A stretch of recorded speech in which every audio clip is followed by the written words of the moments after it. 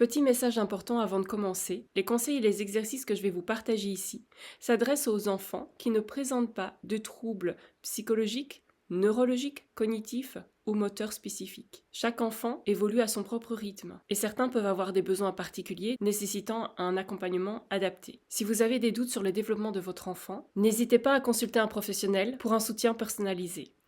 Bonjour et bienvenue pour une nouvelle vidéo à destination des petits magiciens. Aujourd'hui, nous allons aborder la conscience sensorielle. C'est la deuxième conscience. Imaginez un enfant qui ne remarque pas la douceur d'un tissu, qui ne supporte pas certains bruits ou qui ne goûte pas vraiment ce qu'il mange. Aujourd'hui, on va voir pourquoi la conscience sensorielle est essentielle et comment aider votre enfant à mieux percevoir le monde qui l'entoure.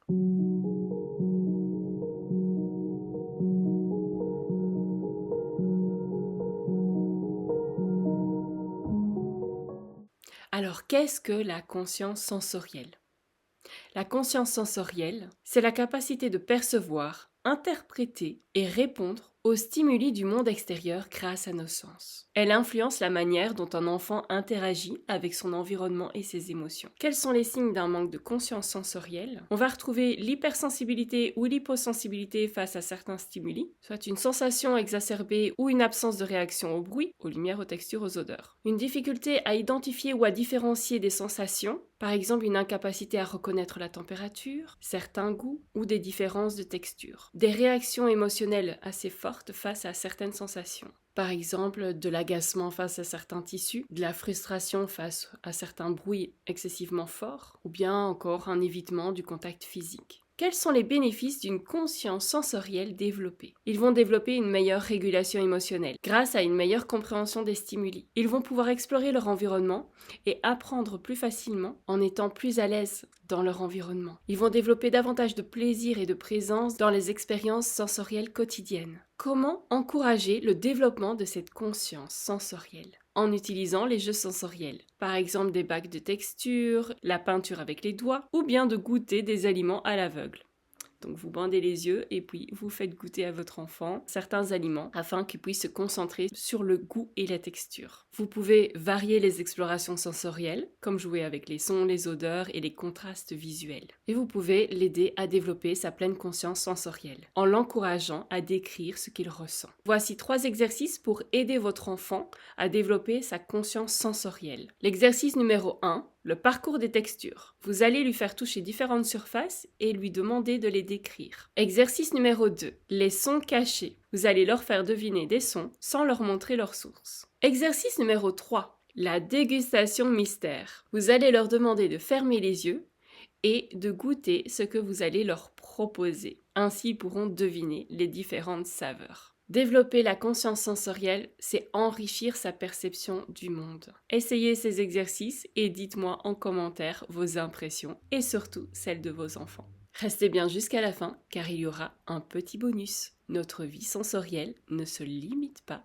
à nos 5 sens. Les autres sens cachés. Vous connaissez les 5 sens? La vue, l'ouïe, l'odorat, le goût, le toucher. Mais saviez-vous qu'il en existe d'autres tout aussi importants? Dans cette vidéo bonus, on va partir à la découverte des sens cachés qui aident votre enfant à mieux comprendre son corps et son environnement. Alors, des sens méconnus, il y en a plusieurs. Mais aujourd'hui, j'ai envie de vous en présenter 3. Alors, on a la proprioception, l'interoception et la neuroception. Je ne vais pas présenter ces sens de façon détaillée, c'est juste pour les porter à votre connaissance et y poser de la conscience. Donc, la proprioception, c'est le GPS du corps. Il permet de savoir où se trouvent les bras, les jambes, sans les regarder. L'interoception, c'est le radar interne qui aide à ressentir la faim, la soif et le besoin de repos. Et la neuroception, c'est le détecteur de sécurité qui nous aide à percevoir si une personne ou un endroit est rassurant ou stressant pour nous. Alors pourquoi les développer et en prendre conscience? Eh bien tout simplement pour être moins maladroit,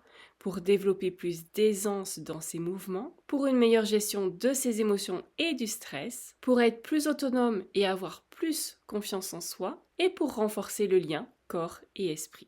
Alors voici 3 exercices pour développer ces 3 sens-là et en prendre conscience. Pour développer la proprioception, vous pouvez inviter votre enfant à jouer les yeux fermés, à attraper des objets ou bien à suivre un parcours à l'aveugle. Pour développer l'interoception, vous pouvez inviter votre enfant, avant de passer à table, de sonder à l'intérieur de lui s'il a faim ou soif, et puis de l'inviter à observer comment il se sent après avoir terminé son repas. Et ensuite, un exercice pour développer la neuroception, ça va être de jouer au détective des émotions. Donc là, c'est d'inviter l'enfant à observer comment il se sent dans certains lieux et auprès de différentes personnes. Alors, vous allez peut-être dire que poser de la conscience sur ces sens-là n'a aucune utilité. Alors c'est vrai que dans le quotidien, on va pas se dire ah bien aujourd'hui il faut que je développe un peu plus ma proprioception ou quoi que ce soit. Non, en fait on n'a pas besoin de se dire je vais développer tel ou tel sens. C'est juste que par exemple, quand vous faites du sport, quand votre enfant va faire du sport, c'est de prendre conscience,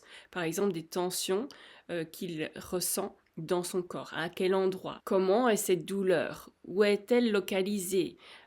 Quelle sensation ça lui procure, etc. Eh bien, ça, juste poser de la conscience sur cet état, eh bien, ça va développer justement cette proprioception.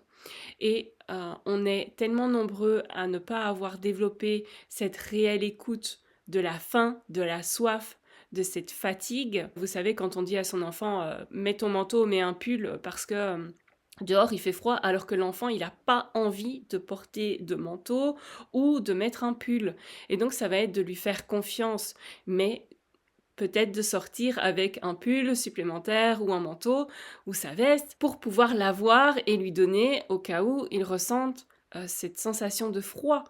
Mais pour ça, il doit être au contact de ses ressentis et pas qu'on lui impose justement nos propres objections, parce qu'au fil du temps, ça l'éloigne de son propre thermomètre interne, de sa boussole interne, et ce chemin vers la reconnexion de ses ressentis se fait de manière assez longue, et donc nous sommes les témoins justement de ce long chemin, donc évitons à nos enfants de perdre autant de temps. Donc c'est toute une posture justement à retrouver, à développer, à incarner pour permettre à l'enfant d'être relié et connecté à ses sensations internes. Ces sens, on ne les voit pas, mais ils sont importants pour se sentir bien dans son corps et dans sa tête. On se retrouve bientôt pour aborder la troisième conscience, la conscience émotionnelle. Alors abonnez-vous pour ne pas manquer cette prochaine vidéo.